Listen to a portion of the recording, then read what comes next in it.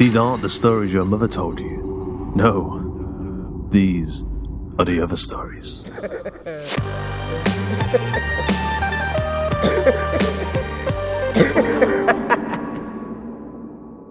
If you've got a podcast or maybe a small business, and I mean even a teeny tiny business, the kind of business that you can operate from the tip of your little finger, then did you know that you can advertise it here on The Other Stories?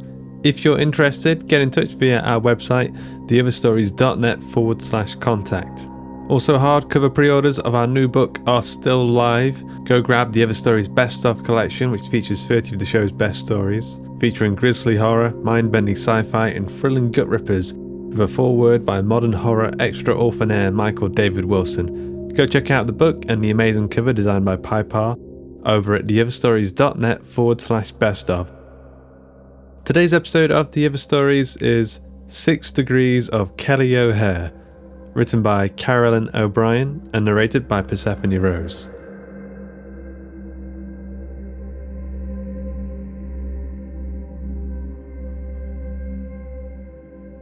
Frank took a deep breath. He was about to tell the story again.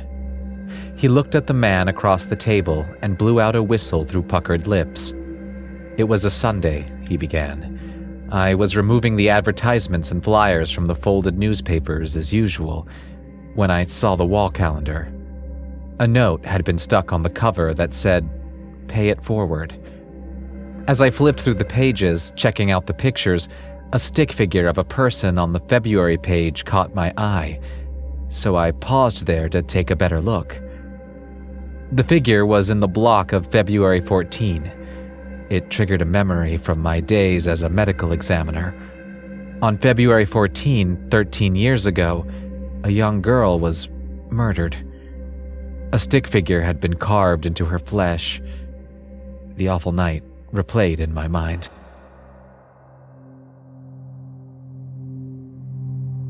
As I washed the bloody cadaver that night, the gruesome sight was revealed. I'll never forget the splits in the thin skin that covered the shins, exposing the bones. They trailed upward, over the kneecaps and cut deep into the thighs.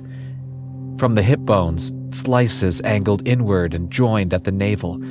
A capital letter T marked the torso. A deep gash extended from belly button to trachea like a burn from a laser beam, and a horizontal slash ran from one shoulder to the other. Exaggerated suicide cuts ran the length of each arm. A large circle outlined the face, similar to the fresh scars I've seen on women who've had major facelift surgery. But this girl was far too young for that. When I realized it was Kelly O'Hare, I was heartbroken, both for her family and myself. The O'Hares were my neighbors at the time. Kelly would knock on my door every Sunday after church. She'd bring a basket casserole for us to share. Looking back on it, I think her mother saw me as the lonely bachelor. Kelly would talk about her boyfriends a lot. One, in particular, an artist, sounded like the perfect guy for her. Boy, was I proven wrong. He murdered her after she broke it off. He only got 10 years. Anyway, when I saw the stick figure, I collapsed into the nearest chair and blinked the fog from my vision. According to the calendar that I was looking at, February 14th was on a Saturday. Since the date fell on a Sunday this year, I knew because it was Valentine's Day, the day my girlfriend makes sure I remember. I immediately thought that the twisted freak that gave me the gruesome reminder also gave me an out-of-date calendar. Filled with rage, I began erasing the pencil-drawn character one limb at a time. One leg, then the other, then an arm, the other arm, the trunk, the eyes, mouth, and head. It was like playing hangman in reverse. The room began to spin, but I blamed it on my fury, at least at first. When I lifted my head, I felt discombobulated. He laughed at the word choice. The wallpaper was wrong, and yet it was familiar. Then I remembered it was the wallpaper in my kitchen before I changed it 10 years ago. Through the window, I could see Kelly, alive and walking her dog. The phone on the counter rang, so I snatched it off its charger. It was Bill O'Hare, asking me to man the grill at the barbecue. I was speechless, and when he asked if I had forgotten about the neighborhood get-together, I asked him where he lived. After a long, awkward silence, he said, "It'll be in the cul-de-sac?" as if he thought I misspoke, and the answer to my question was obvious.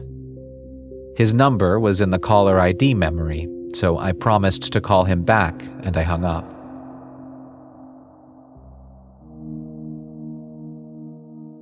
At that point, I figured I was dreaming. One of those lucid dreams, the kind where you know you're dreaming.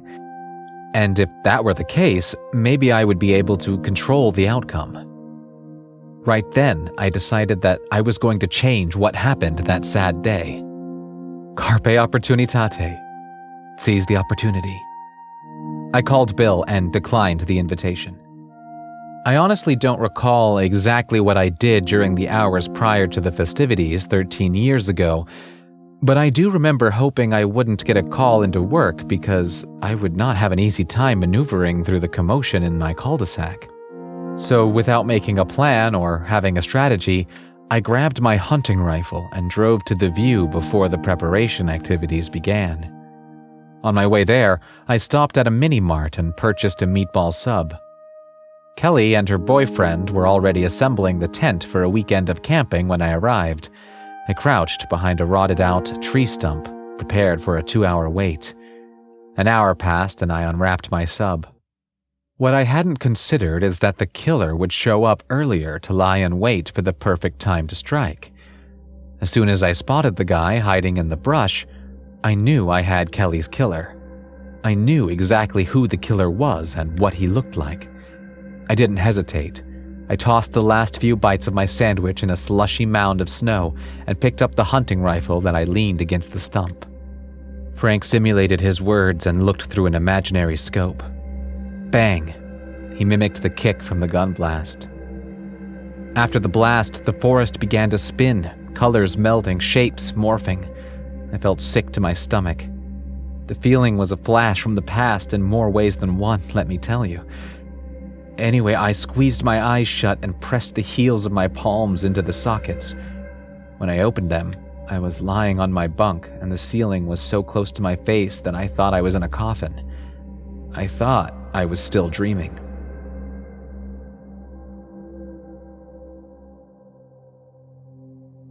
The man across the table from Frank said, "But you didn't really believe it was all a dream, did you?" Frank didn't know whether or not the question was rhetorical, but it made him comfortable enough to go on. Needless to say, I soon became aware of where I was and what crime I had committed. Frank looked at the man. "Why didn't the forest critters eat that damn sandwich?" The man said, "I'm not a cop or a lawyer. I'm Susan Rudy's brother. My sister told me about the phone call you two shared, and I found out who you were by tracing your cell number." Frank felt the need to defend himself. "Listen, I'm not a pervert." He took another deep breath and enlightened the man on the facts that led up to the phone call. I saw the photo of a familiar-looking woman on the television screen. It turned out to be Kelly O'Hare. I felt validated. I was actually transported back in time that day. Someone did give me the opportunity to make sure Kelly O'Hare had her future. I'll admit that, at the moment, I gave myself a pat on the back. I was interested to know about the accomplishment the woman had achieved thanks to me, but when I read the caption under the photo, labeling Kelly the woman behind all those criminal acts, I was devastated. A reporter interviewed a woman named Susan Rudy. Susan's husband was one of many whom fell victim to Kelly O'Hare's charms. They were newlyweds. "So you regretted your decision to save Miss O'Hare's life?" Frank hesitated. It sounded like a trick question. "I saw an opportunity to pay it forward," he said. I removed the calendar from between the books on my bookshelf. After changing the year on the front to 1 year prior to the apprehensions, I found the month of April and circled the 11th, the date I read the bad news. I tore a square of paper from the post-it notes near the phone, stuck it on the cover of the calendar, and wrote, "Pay it forward," on the yellow slip. It wasn't hard to find Mrs. Rudy's contact info, not with all the technology available to literally everyone. She lived 2 hours away, so I decided to travel the following Saturday. When I arrived at the correct street, I parked my car and walked the rest of the way. As I passed the house, I threw the calendar onto the walkway and continued around the block so as not to attract attention. When I reached my car, I saw the mail truck parked nearby and the mailman delivering the mail on that street. So I stopped at a diner about 45 minutes later and gave her a call. I told her that there was a way to get her husband out of jail, and that seemed to grab her attention. While we were on the phone together, she located the date on the calendar that I circled. She even erased the circle like I told her, and then silence, followed by muffled voices, one male and one female. Susan came back on the line claiming that her husband was home and whatever we did had worked. I did my best to explain that she was transported to 12 months before her husband's arrest and that she had time to stop her husband from being manipulated by Kelly O'Hare. Before she disconnected the call, I heard her say, "Psycho." "Relax," said the stranger, and then another long pause. This time he wanted to be sure to get his words in order. "I'm not saying I believed my sister when she told me that her husband would have gone to jail if it weren't for her, but I will tell you that she believed your time travel story. She and her husband were missing their wedding rings until, well, that was proof enough for her that they hadn't gotten married yet." Frank smiled. "I appreciate the update. Actually, I'm here to give you this." The man slid the calendar across the table. "Are you paying it forward by helping me break out?" "Something like that.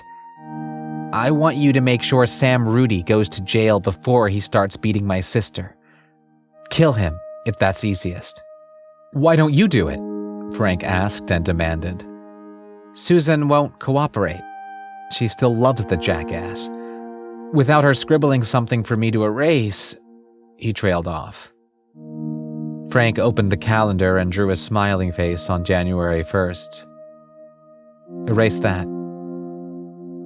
Mrs. Rudy's brother grew impatient. His words seemed to come from his throat. "You already paid it forward. Look, my sister killed a woman for her wife-beating husband, the same guy who would have been locked away if it wasn't for you.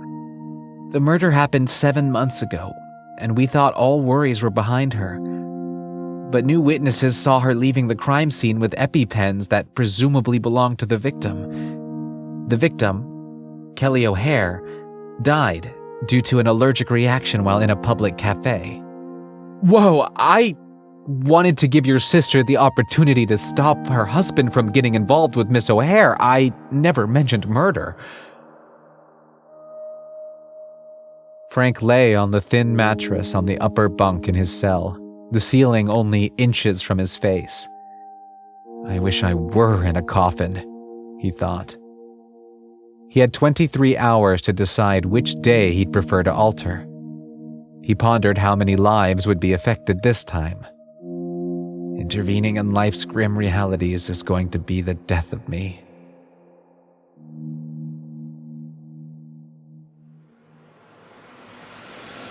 I hope you enjoyed today's episode of The Other Stories. 6 Degrees of Kelly O'Hare was written by Carolyn O'Brien, narrated by Persephone Rose, edited by Carl Hughes with music by Game Dev Market and Tom Robson, and sound effects provided by freesound.org. The episode illustration was provided by Luke Spoon of Carry On House.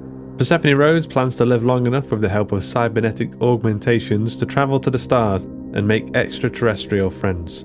When she isn't performing satanic rituals, she scrapes by as a writer and voice actor of things that are not always for the faint of heart. The hardcover pre-orders of our new book, The Other Stories Best Of collection, are available and there's a limited stock. The paperbacks and ebooks will be available on Amazon and all good book-selling platforms from the 1st of August. So go grab one today, share the love, spread the horror, and support the show. If you enjoyed today's episode, you can help support the show over at patreon.com/Hawk and Cleaver. You'll get episodes 1 week early, monthly bonus episodes, and juicy extras. You can join our book club, movie club, and writing exercises over at facebook.com/groups/Hawk and Cleaver. T-shirts, mugs, posters, and comic books are available at gumroad.com/Hawk and Cleaver. And you can get help with your short stories and your podcasts by heading to theotherstories.net/services. The Other Stories is a production of the story studio Hawk and Cleaver and is brought to you with a Creative Commons Attribution Non-Commercial No Derivatives license. That means don't change it, don't sell it, but by all means share the hell out of it. Until next time.